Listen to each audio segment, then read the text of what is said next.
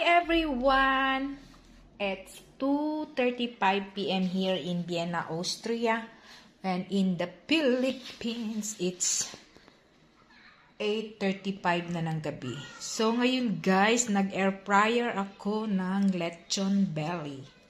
So, ayan guys. Guys, napakasarap guys. Gi-air fryer ko to guys. So, ang sarap-sarap talaga nito guys. Mapaparami na naman ang kain natin nito guys. Masisira na naman ang diet ni Jonah nito guys. Ayan guys. So this is my kind of lechon belly guys. Ayan, marami yan siyang lamas sa ilalim guys. Naiwan sa air fryer. And of course guys, iwain natin yan guys.